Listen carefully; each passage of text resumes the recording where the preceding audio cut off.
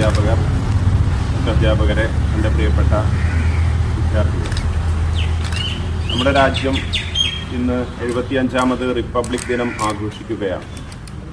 1950 ജനുവരി 26-നാണ് India ഒരു സ്വതന്ത്ര പരമാധികാര ജനാധിപത്യ സോഷ്യലിസ്റ്റ് റിപ്പബ്ലിക്കായി രൂപം കൊണ്ടത്, നിലവിൽ വന്നു.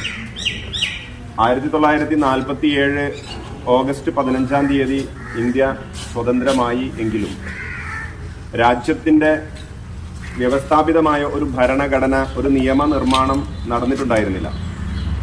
1946 ഡിസംബർ 6-ാം തീയതിയാണ് ഇന്ത്യക്ക് ഒരു ഭരണഘടന വേണം എന്നുള്ള രീതിയിലുള്ള ചർച്ചകൾക്ക് ശേഷം ഒരു ഭരണഘടനാ നിർമ്മാണ സമിതിക്ക് രൂപം നൽകിയത്.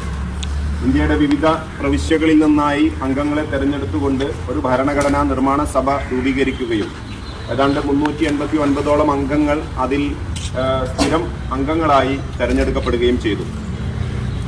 ഒരുപാട് ഒരു വർഷത്തെയും മാസങ്ങളുടെയൊക്കെ കൃത്യമായ കണക്കുകളുണ്ട്. അതിനുശേഷം ഒരു ഭരണഘടനയ്ക്ക് രൂപം നൽകി ഇന്ത്യ സ്വതന്ത്രമായതിനു ശേഷം 1949 നവംബർ 26-നാണ് സത്യത്തിൽ ഇത് ഭരണഘടനാ നിർമ്മാണ സഭ അംഗീകരിച്ചത്. ആ ഭരണഘടനാ നിർമ്മാണ സഭയുടെ അധ്യക്ഷനായി തെരഞ്ഞെടുക്കപ്പെട്ടത് ഡോക്ടർ എസ് രാജേന്ദ്ര പ്രസാദ് ആയിരുന്നു.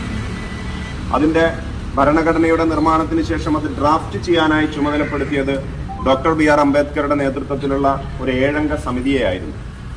അവരാണ് സത്യത്തിൽ ഇതിന് ഒരു ഊടും പാവും നൽകി ഭരണഘടനയുടെ ഒരു രൂപം നൽകിയത്. അതുകൊണ്ടാണ് ഇന്ത്യൻ ഭരണഘടനയുടെ ശില്പി എന്ന് ഡോക്ടർ BR അംബേദ്കറെ നമ്മൾ വിളിക്കുന്നത്. ഭരണഘടനയുടെ ആമുഖം തയ്യാറാക്കിയത് നമ്മുടെ പ്രഥമ പ്രധാനമന്ത്രിയായിരുന്ന ഡോക്ടർ ജവഹർലാൽ നെഹ്റു ആയിരുന്നു. വളരെ വ്യക്തമായി ഇന്ന് നമ്മൾ 1950 ജനുവരി 26 ഇന്ന് നമ്മൾ ഒരു സ്വതന്ത്ര പരമാധികാര സോഷ്യലിസ്റ്റ് ജനാധിപത്യ റിപ്പബ്ലിക്കായി നമ്മൾ മാറി എന്ന് വളരെ വ്യക്തമായി നമ്മുടെ ഭരണഘടനയിൽ പറയുന്നുണ്ട്. 1929 ലാഹോർ കോൺഗ്രസ് നമ്മൾക്കൊക്കെ അറിയുന്നതാണ്. അതിലെ തീരുമാനപ്രകാരമാണ് ആദ്യമായി 1930 ജനുവരി 26 ഇന്ത്യ സ്വതന്ത്രമായി പ്രഖ്യാപിക്കുന്ന ഒരു സാഹചര്യം നമ്മുടെ ചരിത്രത്തിൽ നമുക്ക് കാണാൻ സാധിക്കും. അതിന്റെ ഒരു ഓർമ്മ പുതുക്കൽ കൂടിയായിട്ടാണ് നമ്മൾ 1950 20 വർഷങ്ങൾക്ക് ശേഷം 1950 ജനുവരി 26-ന് റിപ്പബ്ലിക് ഡേ നടത്താനുള്ള ഒരു തീരുമാനം, ഒരു ഭരണഘടനയുടെ അടിസ്ഥാനത്തിൽ വ്യവസ്ഥാപിതമായ ഒരു സംവിധാനം നിലവിൽ വന്നത്. അതുവരെ സ്വാതന്ത്ര്യത്തിന് ശേഷം നമ്മളുടെ ഗവർണർ ജനറൽമാരായിരുന്നു ഭരണം ഉണ്ടായിരുന്നത്. ബ്രിട്ടീഷുകാർക്ക് ശേഷം പിന്നീട് ഇന്ത്യയുടെ ഗവർണർ ജനറലായി, ഇന്ത്യക്കാരനായ ഒരു ഗവർണർ ജനറലായി വന്നത് ശ്രീ രാജഗോപാലാചാരി, നമുക്കൊക്കെ അറിയാവുന്ന. പിന്നീട് 50-ന് ശേഷമാണ്, അതായത് റിപ്പബ്ലിക് ആയപ്പോഴാണ് ഇന്ത്യക്കൊരു പ്രസിഡന്റായി ഒരു ആദ്യത്തെ പ്രസിഡന്റ് നിലവിൽ വന്നത്. ഭരണഘടനാ നിർമ്മാണ സമിതിയുടെ അധ്യക്ഷനായിരുന്ന ഡോക്ടർ രാജേന്ദ്ര പ്രസാദാണ് ഇന്ത്യയുടെ ആദ്യത്തെ പ്രസിഡന്റ്.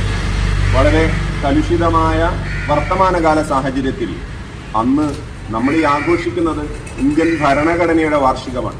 ഈ ഒരു സാഹചര്യത്തിൽ ഈ ഭരണഘടന എന്തുകൊണ്ടും ഉയർത്തിപ്പിടിക്കേണ്ട ഒന്നാണ്. മൗലിക അവകാശങ്ങൾ എല്ലാവർക്കും നമ്മൾ പറയാറുണ്ട്, നമുക്കൊക്കെ മൗലിക അവകാശങ്ങളുണ്ട് എന്ന്. രാജ്യം നമുക്ക് തരേണ്ട അവകാശങ്ങളാണ്, നമുക്ക് അനുവദിച്ചു കിട്ടേണ്ട അവകാശങ്ങളാണ് മൗലിക അവകാശങ്ങൾ എന്ന് പറയുന്നത്. അതുപോലെ ഓരോ പൗരനും തിരിച്ച് അങ്ങോട്ട് ചെയ്തു കൊടുക്കേണ്ട അവകാശങ്ങളാണ്, കർത്തവ്യങ്ങളാണ് മൗലിക കർത്തവ്യങ്ങൾ എന്ന് പറയുന്നത്. അതിലേറ്റവും പരമപ്രധാനമായി പറയുന്നത് ഭരണഘടനയെ അംഗീകരിച്ച് ജീവിക്കുക, അതിനനുസരിച്ച് പ്രവർത്തിക്കുക എന്നതാണ്. നമ്മളെ ഈ രാജ്യത്തെ പൗരന്മാരായ എല്ലാവരും ഭരണഘടന അനുസരിച്ച് അത് അംഗീകരിച്ച് ജീവിച്ചാൽ ഇവിടെ ഒരു ജാതിയുടെയോ മതത്തിന്റെയോ വർഗത്തിന്റെയോ വർണ്ണത്തിന്റെയോ പേരിൽ ഒരാളെയും ഒറ്റപ്പെടുത്തേണ്ടി വരില്ല. എല്ലാവരും ഐക്യത്തോടെ സന്തോഷത്തോടെ വസിക്കുന്ന ഒരു രാജ്യമായി നമ്മുടെ രാജ്യത്തെ നിലനിർത്താൻ സാധിക്കും. ദൗർഭാഗ്യവശാൽ ഇന്ന് നമ്മുടെ ഭരണകൂടങ്ങളും മറ്റെല്ലാ സംവിധാനങ്ങളും ഒരൊറ്റ മത ധ്രുവീകരണത്തിലേക്ക്, ഏകമത തത്വത്തിലേക്ക് പോകുന്ന രീതിയിൽ കാണുന്നത് നമ്മളെയൊക്കെ ആശങ്കപ്പെടുത്തുന്നതാണ്.